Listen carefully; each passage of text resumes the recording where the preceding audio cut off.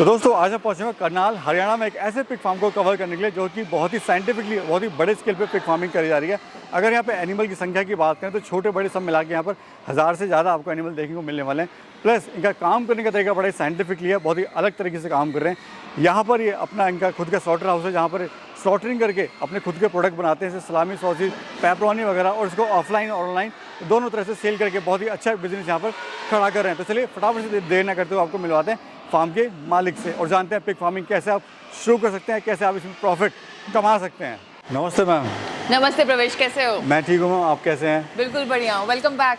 Ma'am देख के काफ़ी अच्छा लग रहा है, पूरा जो आपका फार्म है भरा हुआ है और पूरा हरा भरा लग रहा है। मतलब इतने अच्छे एनिमल बहुत ही कम देखने को मिलते हैं, वो तो मुश्किल से मिलते हैं। और चाहे आपके पिगलेट्स हों, चाहे आपके बोर हों, चाहे आपके किड्स हों, एवरीथिंग सब कुछ यानी मतलब परफेक्ट है मैम। और 10 साल से आप इसको चला रहे हैं। आज इस वीडियो में जानेंगे कुछ सफलता के राज, आपका मैनेजमेंट जानेंगे, आपका रख रखाव जानेंगे और जानेंगे कैसे जो हमारे फार्मर हैं जो शुरू करना चाहते हैं, जो कर रहे हैं, वो कैसे अपने फार्म को प्रॉफिट में लेके आए। तो सबसे पहले तो अपना इंट्रोडक्शन दीजिए मैम एक बार फिर से, हम लोग कहाँ पे हैं, क्या फार्म का नाम वगैरह, क्या फार्म की लोकेशन है?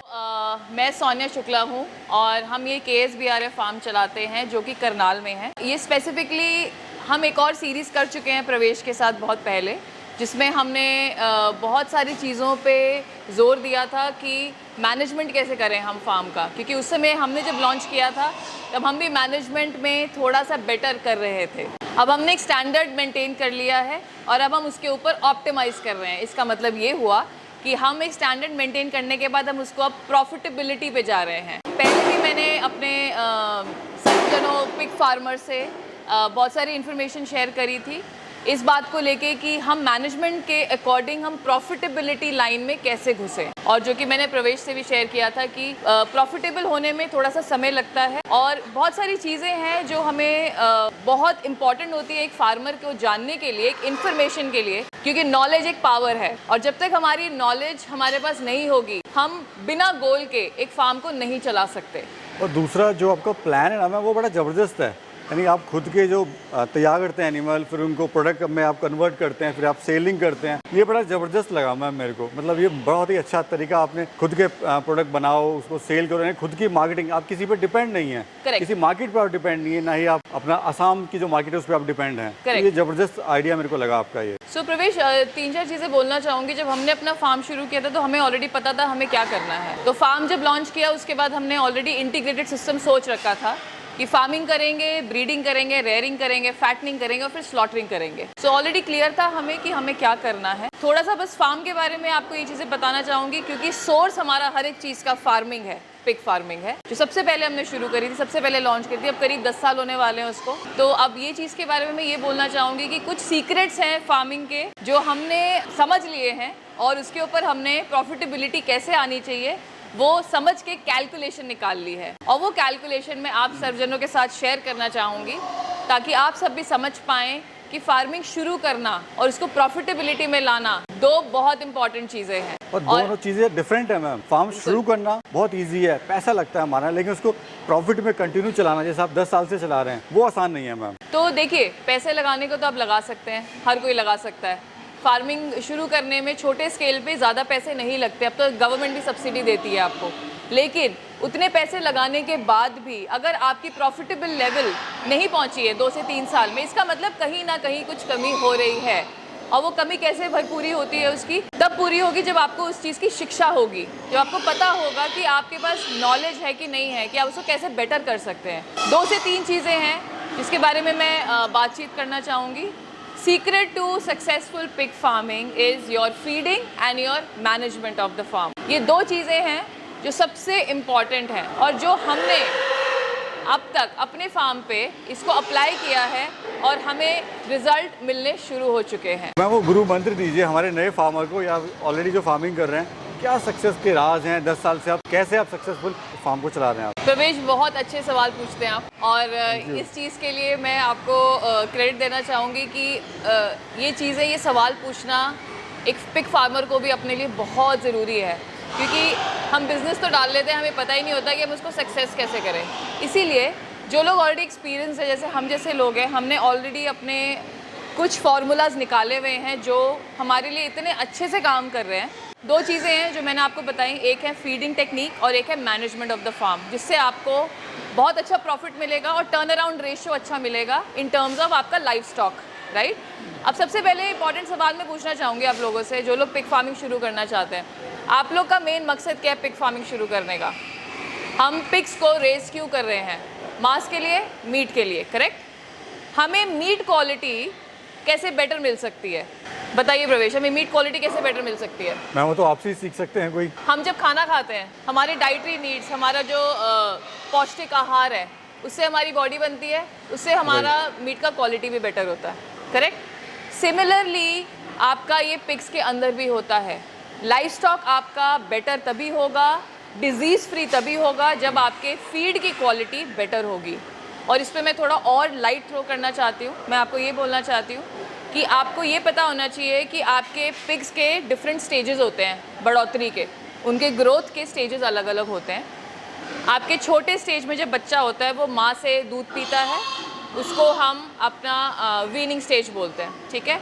4 वीक्स तक माँ से अलग के दूध पीता है। उसके बाद हम एक स्टार्टर फीड पे उनको डालते हैं, ठीक है। स्टार्टर फीड में हम उनको 18 से 20% प्रोटीन देते हैं, क्योंकि उसमें क्या होता है, उनकी ग्रोथ बहुत जल्दी हो रही होती है, उनको एनर्जी चाहिए होती है। बच्चे होते हैं इधर से उधर कूदते हैं, खेलते हैं, बहुत सारी ग्रोथ चाहिए होती है, डेवलपमेंट बहुत ज़्यादा मैक्सिमम उस समय हो रही होती है आपकी। 18 to 20% प्रोटीन आपके फीड में होना बहुत ज़रूरी है। लेकिन एक चीज़ और बोलना चाहूँगी, अब मार्केट में आपके बहुत फीड्स अवेलेबल हैं, हम अपना फीड खुद बनाते हैं, हम अपने फीड को खुद फॉर्मुलेट करते हैं। ये हमने फॉर्मुलेशन करी हुई है पिछले 10 सालों से, और ये हमारे लिए बहुत अच्छे तरीके से काम कर रही है, क्योंकि हमें FCR रेशो और अपना जो लाइफ स्टॉक का टर्न अराउंड वेट मैनेजमेंट है वो हमें परफेक्ट मिलता है इस फीड के द्वारा। तो ये चीज़ बोलना चाहूँगी कि जो स्टार्टर फीड हमने रखा है उस पर हमने 18 to 20% प्रोटीन डाला हुआ है, विद ऑफ कोर्स बाकी सारी चीज़ें जो न्यूट्रिएंट्स हैं, जो आपके कैल्शियम, फॉस्फोरस, मिनरल्स हैं, जो एक पिगलेट को बहुत ज़रूरी होता है ग्रोथ के लिए। अब इसके बाद मैं बात करूंगी आपके डाइटरी स्टेज होता है, जो होता है आपका ग्रोअर स्टेज। ये आपके 4 वीक्स के बाद का स्टेज होता है। इस 4 वीक्स के बाद में आपको इनके फीड की क्वालिटी को थोड़ा सा डिफरेंट करना होता है। इसका मतलब ये हुआ कि इसमें हम इसकी प्रोटीन की मात्रा थोड़ी सी कम कर देंगे। ये वाला जो फीड होता है आपके स्टार्टर फीड से थोड़ा सा सस्ता होता है। अब देखिए सिंपल सी बात है, जो हम एनिमल को खाना खिला रहे हैं पर डे पे, पर ग्रामेज, पर बॉडी वेट पे और पर एनिमल पे, इन दी एंड जो आपका जो सेलिंग वेट होता है, जो आपका मार्केट टारगेट वेट होता है एनिमल का, from the growth, from the starter feed to the market weight, कितना आपने किलो फीड खिलाया है और कितने वजन पे और कितने पर केजी पे एनिमल आप बेच रहे हैं जी, इसी से आपकी प्रॉफिटेबिलिटी निकलती है। अच्छा मैम, कैसे पता लगाए फार्मर जो फीड वो दे रहा है वो क्या सही है या फिर वो सही नहीं है? बिकॉज एंड में जाके पता लगता है कि जितना ग्रो करना था वो नहीं कर पाया और फार्मर को वहाँ से लॉस होना स्टार्ट हो जाता है। कैलकुलेट कैसे करें, मतलब जो चीज़ दे रहा है वो खिला रहा है वो सही है नहीं है? देखिए पहली बात तो ये चीज़ आपकी आ जाती है मैनेजमेंट पे। हम जब लाइफ स्टॉक मैनेजमेंट की बात करते हैं फार्म के अंदर, तो फार्म के अंदर जो मैनेजमेंट होती है उसमें हम ये डिसाइड करते हैं, पहली बात तो आपको रेगुलर आपको अपना मेंटेनेंस का रखनी पड़ेगी कि कौन सा बच्चा कितने वेट पे बढ़ रहा है।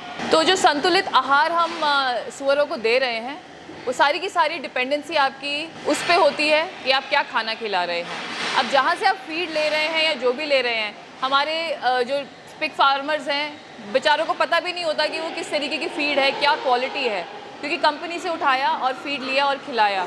लेकिन वो 1 साल में उनको ये चीज़ रिपोर्टिंग खुद करनी पड़ेगी अपने फार्म के थ्रू कि आपको टर्न अराउंड टाइम, मतलब पिगलेट से लेके आपके फुल ग्रोन डेवलप पिग में कितना समय लगा है और आपने कितना फीडिंग किया है उतने समय में। और हमारा फीड जो है जिसको हम बेचते हैं VRS फीड्स के नाम से, वो तो देखिए हम अपने फार्म पे तो चला ही रहे हैं और हमारी जो एक्सपेरिमेंटेशन है वो हो चुकी है और इससे हमें रिजल्ट बहुत अच्छा मिल रहा है। तो मैं अपने दोस्तों से यही निवेदन करूँगी जो हमारे बाकी संचालन है, पिग फार्मर्स हैं, जो कि भाई आप ये भी फीड ट्राई करके देखिए, क्योंकि हमारे फीड की जो क्वालिटी है वो हमारी जो मीट क्वालिटी है एनिमल के अंदर उसको बहुत अच्छा कर दिया है, बहुत ही ज़्यादा अच्छा। क्योंकि हम स्लॉटरिंग भी करते हैं और पोर्क मीट भी बेचते हैं अंडर द ब्रांड पोर्किश डिलाइट। हम इस रिज़ल्ट पे आए हैं कि जो फीड हमने अपने एनिमल्स को खिलाया और जो हमने पिग्स किसी और फार्मर से लिए उन दोनों के मीट की क्वालिटी में ज़मीन आसमान का फ़र्क है। और इसीलिए क्योंकि हम प्रॉपर फीडिंग कर रहे हैं, कंट्रोल्ड फीडिंग कर रहे हैं और क्वालिटी न्यूट्रिएंट डेंस फीडिंग कर रहे हैं, मतलब इसके अंदर सारी की सारी पौष्टिकता है जो एक पिग को चाहिए होती है। और इसके अंदर हम बहुत सारी चीज़ें यूज़ करते हैं। हम आपका राइस ब्रान यूज़ करते हैं, मस्टर्ड सीड्स यूज़ करते हैं, we also use lots of different things जिससे आपका protein, calcium, phosphorus, minerals fulfilment हो पूरी, और फाइबर भी यूज़ करते हैं। तो मैम नेक्स्ट क्वेश्चन मेरा ये होगा कि कौन कौन से स्टेजेस पे कैसे कैसे फीड देनी है? तो प्रवेश, ये बताना चाहूँगी कि हर स्टेज पे पहले तो आपको मॉनिटर करना हर एक एनिमल को बहुत इंपॉर्टेंट है, जो कि हम अपने लाइफ स्टॉक मैनेजमेंट में आपको सिखाएंगे ट्रेनिंग प्रोग्राम में, जो हम इंट्रोड्यूस करने वाले हैं वेरी सून। इसके अंदर ये बोलना चाहूँगी कि 3 स्टेजेस में हमने बांटा हुआ है अपने फार्म के एनिमल्स को। One is your starter stage which is starter feed पे, one is grower stage is grower feed पे, and third is finisher stage which is जो आपकी फिनिशिंग, जिसमें हम सिर्फ वेट मेंटेन कर रहे हैं अपने पिग्स का। स्टार्टर फीड में जैसे मैंने पहले भी बताया था 18 से 22% आपका प्रोटीन होना चाहिए, क्योंकि इस समय पे ग्रोथ फैक्टर बहुत ज़्यादा इंपॉर्टेंट होता है पिगलेट्स के अंदर। और जब आपका स्टार्टर फीड न्यूट्रिशियस होगा, मतलब हमारी फाउंडेशन एक लाइव एनिमल की न्यूट्रिशियस है, इसके बाद जो भी आप फीड खिलाएंगे वो एनीवे पॉजिटिव तो होगा ही होगा, लेकिन स्टार्टर फीड बहुत ज़्यादा इंपॉर्टेंट है। इसीलिए जो भी भाई लोग हमसे छोटे छोटे पिगलेट्स लेके जाते हैं अपने फार्मिंग के लिए, ब्रीडिंग के लिए, हम उनको फीड भी प्रोवाइड करते हैं, ताकि जो छोटा बच्चा है एक पर्टिकुलर एज पे पहुंच के, एक पर्टिकुलर वेट पे पहुंच के वो एक न्यूट्रिशियस डाइट को पा सके, वो बहुत इंपॉर्टेंट है। ये 3 भागों में हमने बांटा हुआ है, starter feed, grower feed and finisher feed. तो मैम ये कौन सी फीड हम देख रहे हैं और ये क्या आप दिखाना चाहते हैं इस फीड के द्वारा, आप क्या बताना चाहते हैं? तो प्रवेश, यही मेरे को अपने पिग फार्मर दोस्तों को दिखाना था कि फीडिंग जो हम करते हैं उसकी क्वालिटी कैसी दिखती है और क्या क्या चीज़ें हैं जो न्यूट्रिएंट्स है जो इम्पॉर्टेंट है। सो ये वाला जो हम फीड देख रहे हैं ये है आपका लैक्टेटिंग मदर फीड, आप देख सकते हैं इसका ग्रैन्युलेटेड है। इसके अंदर आपका कैल्शियम है, प्रोटीन है, एनर्जी है और फॉस्फोरस है जो बहुत इंपॉर्टेंट है। तो प्रोटीन का मतलब क्रूड प्रोटीन जाता है आपके एनिमल फीड के अंदर, जो कि ऑलरेडी थोड़ा सा लो क्लास प्रोटीन होता है, लेकिन कुछ जो प्रॉपर फीडिंग जो फीड बनाते हैं, क्रूड प्रोटीन किस क्वालिटी का यूज़ करता है वो मैटर करता है। Right. और यही चीज़ मैं शुरुआत से बोलती आ रही हूँ कि फीड का क्वालिटी बहुत ज़्यादा इंपॉर्टेंट है। मानती हूँ कि बहुत कमर्शियली बहुत सारे लोग चीज़ें कर रहे हैं, लेकिन हम अपना खुद का पिग फार्म चला रहे हैं और उसी के अकॉर्डिंग हम ये फीड को फॉर्मुलेट कर रहे हैं, जो कि बहुत सिंपल है। आइए आपको एक फीड और दिखाती हूँ। यहाँ पे अपने पास स्टार्टर फीड है। यहाँ पे ये स्टार्टर फीड हमारा थोड़ा सा मोटे ग्रैनुअल्स का है और स्टरलाइज्ड है ये। कभी कभी ये भी होता है कि हम फॉर एग्ज़ाम्पल बच्चा 4 वीक से अबव हो गया है और उसकी तबीयत ख़राब हो गई है, वो खुद फीडिंग नहीं कर रहा है, तो हम इसको थोड़ा वाटर में मिला के कंबाइन करके और पेस्ट बना के फीडिंग करते हैं। और ये फीड बहुत ही न्यूट्रिशियस है। समटाइम स्टार्टर फीड हम लैक्टेटिंग मदर को भी दे सकते हैं, ये इतना न्यूट्रिशियस है क्योंकि इसका प्रोटीन कंटेंट थोड़ा ज़्यादा होता है और इसमें कैल्शियम भी ज़्यादा है। ये 3-4 चीज़ें हैं जो बहुत इंपॉर्टेंट है in terms of understanding the feed quality. ये इन्फॉर्मेशन मैं शेयर करना चाहती थी आप लोगों के साथ। और भी 3-4 फीड्स हैं जो इम्पॉर्टेंट हैं, जो कि ऑफ कोर्स हम अपने भाईजनों को बहुत खुशी खुशी से बांटेंगे। आप हमें कॉल करिए, हमसे जानकारी लीजिए, हमारे ट्रेनिंग प्रोग्राम को ज्वाइन करिए। फीड चाहिए आप हमसे फीड लीजिए, लाइफ स्टॉक हम वैसे ही बेचते हैं, आप परचेज़ कर सकते हैं। प्रॉपर ब्रेड पिग्स जो कि आपके ब्रीडिंग फार्म के लिए एक फाउंडेशन होता है। प्रॉपर एनिमल कहाँ से उठा रहे हैं, प्रॉपर फार्म से उठा रहे हैं, वो चीज़ बहुत इंपॉर्टेंट होती है। कुछ भी इन्फॉर्मेशन आपको चाहिए आप हमें बेझिझक कॉल कर सकते हैं, इन्फॉर्मेशन ले सकते हैं। मैम आप इतनी अच्छी जानकारियाँ दे रहे हैं हमारे नए दर्शकों को और जो फार्मर्स हैं उनको, तो ये भी जानना चाहेंगे कि मार्केट ऑफ वेट क्या होता है और किस चीज़ पे डिपेंड करता है ये? वेरी गुड क्वेश्चन प्रवेश। तो अगेन मैं फिर से आपको उसी तरफ दर्शाना चाहूँगी कि फीडिंग टेक्निक और मैनेजमेंट टेक्निक बहुत इंपॉर्टेंट होती है।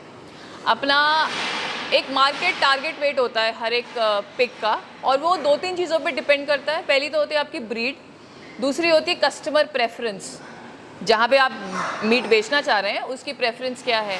अब कई हमारे इंडिया के स्टेट्स हैं जहाँ पे 50% मीट 50% फैट बिकता है। उस टाइम पे आपके एनिमल का वेट 100 to 150 kgs आसानी से निकल जाएगा।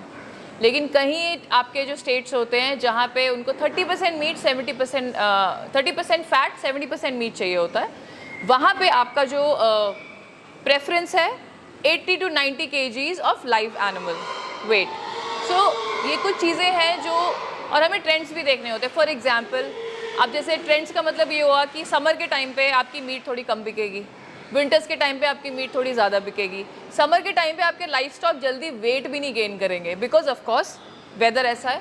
विंटर टाइम पे आपका लाइफ स्टॉक ज़्यादा वेट गेन करेगा। तो इस दौरान हम अपनी फीडिंग टेक्निक को थोड़ा सा ऊपर नीचे करके चलें, थोड़ा सा एडजस्ट करके चलें और मॉनिटर करके चलें कि अगर फीडिंग हमें, अब जैसे थोड़ी सी फीडिंग के बारे में ये बताऊंगी। छोटे बच्चे की फीडिंग हम रखते हैं from 500 grams to 1 kg for a day, and फिर आपकी जो ग्रोअर फीड है उसको हम रखते हैं 1.5 kg टू 2 kg, और जो आपका फिनिशर फीड है उसको हम रखते हैं 2 से 3 किलो।